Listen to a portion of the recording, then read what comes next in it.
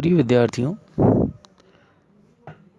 YouTube channel के माध्यम से प्रथम वर्ष के सूरदास के जिन पदों का हम अध्ययन कर रहे हैं, उसी परंपरा में आज हम सूरदास जी के जो पद हमारे पाठ्यक्रम में निर्धारित हैं,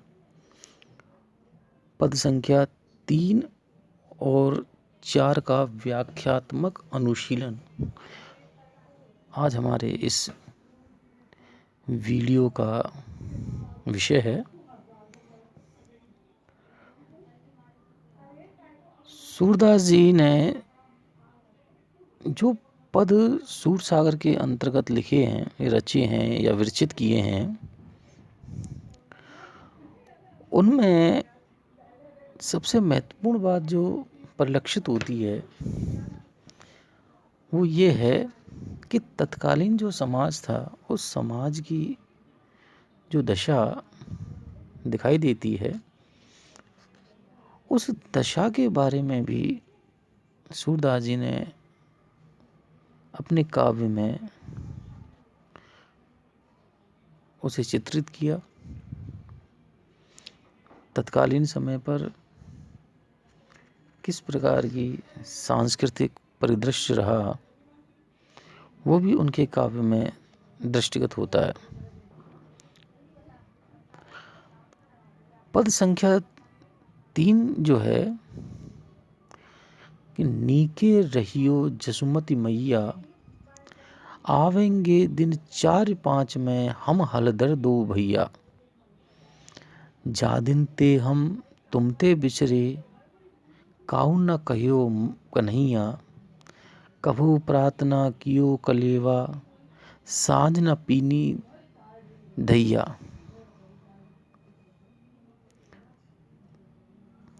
बंसी बेन सम्हारी राखियो, और अबेर सबेरो। मत ले जाए चुराए राधिका, कछुक खिलौने मेरो। कहियो जाए नंद बाबा सो, निपट निठुर यकीनो। सूर शाम पहुँचाए मधुपुरी, बहुरी संदेश न लीनो। इस पद में भगवान कृष्ण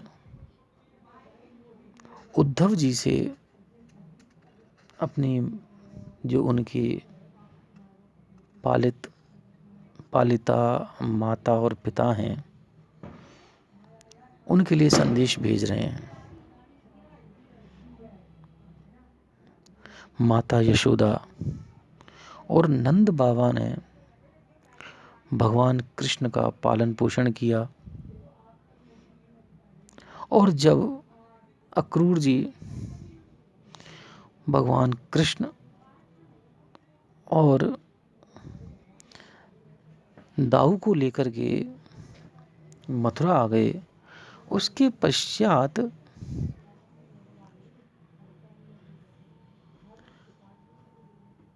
कहीं भी कोई वार्तालाप का स्तर उन दोनों के बीच में उपस्थित नहीं हुआ। संवादहीनता परिलक्षित होती है कि एक पुत्र किस प्रकार से अपने माता पिता को याद कर रहा है, और इसके साथ ही इस पद में एक बाल मनोविज्ञान भी सूरदास जी का अभिप्रेत रहा है। बच्चा चाहे कहीं भी रह ले, कितना भी बड़ा हो जाए, उसके बचपन से जुड़े हुए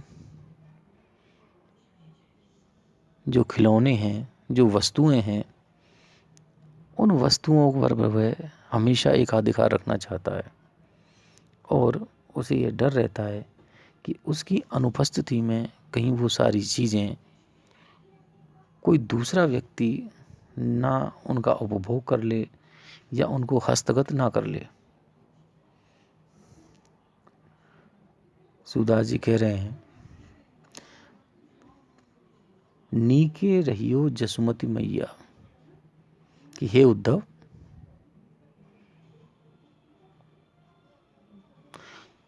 वहाँ जा कर के ये संदेश देना कि हे माँ, हे यशोदा माँ, आप भली प्रकार से रहना, स्वस्थ रहना। क्यों? आवेंगे दिन 4-5 में हम हलधर दो भैया, क्योंकि 4-5 दिनों में हम दोनों भाई बलराम और कृष्ण आपसे मिलने के लिए वहाँ जरूर आएंगे। क्यों? जा दिन ते हम तुम ते बिछरे, कि हे माता, जिस दिन से हम आपसे बिछुड़ गए हैं, हमें किसी ने यहाँ पर काऊ न कहो कन्हैया, हमें कान्हा या कन्हैया अभिधान से, नाम से, संज्ञा से यहाँ किसी ने संबोधित नहीं किया। वह प्रेम जो यशोदा माँ के घर पर भगवान कृष्ण ने प्राप्त किया, उस प्रेम से वे मथुरा में सर्वथा वंचित हैं। कबहू प्रार्थना कियो कलेवा, जो प्रातःकालीन कलेवा यानी नाश्ता हमें वहाँ सहज रूप से प्राप्त होता था, बड़े प्रेम से प्राप्त होता था, वो यहाँ हमें किसी ने नहीं करवाया। सांझ न पीनी धैया पयोष्ण, गाय के थनों से उस गर्म दूध को पीना शाम के समय, वो यहाँ हमें कभी नसीब नहीं हुआ। आगे कह रहे हैं सूरदास जी के शब्दों में कृष्ण कि वंशी वेन समार राखियो, हमारी उस बांसुरी को संभाल के रखना। क्यों? अबीर सवेरो, जल्दी सुबह या देर से, मत ले जाए चुराए राधिका, कहीं ऐसा ना हो कि जल्दी सुबह राधिका राधा मेरा कोई खिलौना वहाँ से चुरा करके ले जाए। कहियो जाए नंद बाबा से, हे उद्धव, मेरे पिता नंद बाबा से भी जा कर के कहना, निपट निठुर जी कीनो, कि हे बाबा आपने, हे पिता आपने कैसा निष्ठुर हृदय कर लिया है। सूर शाम पहुँचाए मधुपुरी, कि कृष्ण को मथुरा भेज करके बहुरी संदेश न लीनो, पुनश्च कोई संदेश ही प्राप्त नहीं किया, कोई इस बात का आभास ही नहीं किया, इस बात के लिए तैयार ही नहीं हुए कि मेरे कृष्ण कन्हैया वहाँ किस प्रकार के हैं। पुत्र सर्वत्र पुत्र होता है, और एक पुत्र का अपने माता पिता के प्रति जो स्नेह है, वो इस पद में परिलक्षित हो रहा है। भगवान कृष्ण को विशेष चिंता है अपने माता पिता के स्वास्थ्य की, और साथ ही पुरातन जो घटनाएं हैं, जो बाल काल की जो लीलाएं हैं, वो भी स्मृति पटल पर आती हैं, जिनमें वो इस बात को देखते हैं कि वास्तविक सुख क्या है। अगला जो पद है, उस पद के अंतर्गत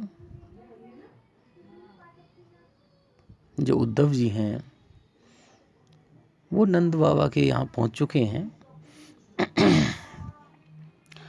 और उनको देख कर के गोपिकाएं भ्रमित हो जाती हैं कि आखिर कौन आया है।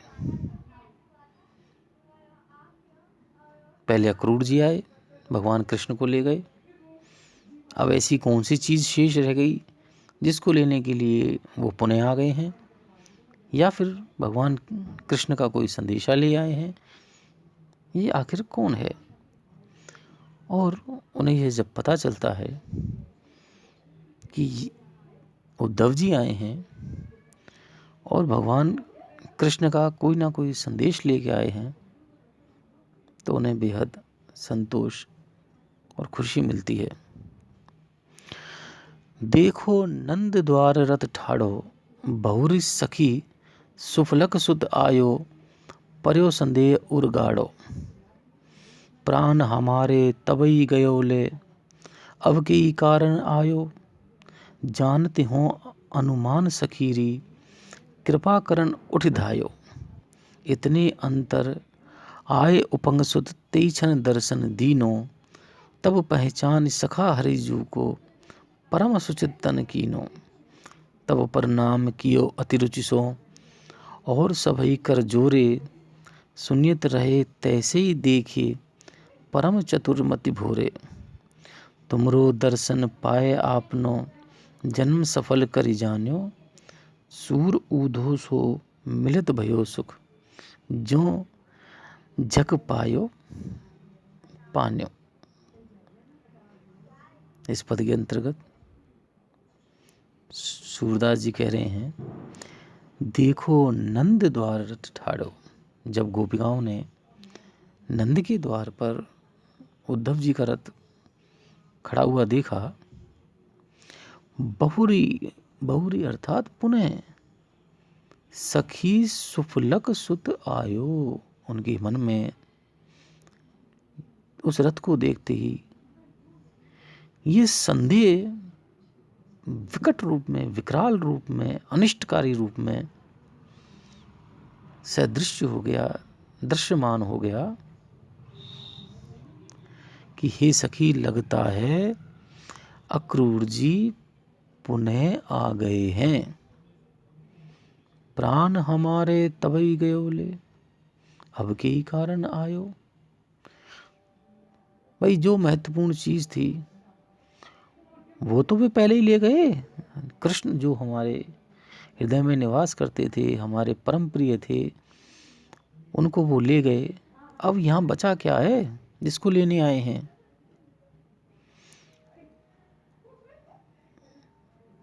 तत्पश्चात आगे सूरदास जी कहते हैं, जानती हूँ अनुमान सखीरी, कि हे सखी, मेरा तो ये अनुमान है। एक सखी ये अनुमान प्रकट करती है, ये सकारात्मकता दिखाती है कि कृपा करन उठ धायो, कि हो सकता है कि हम पर कुछ कृपा को करने के लिए ही यहाँ आए हों।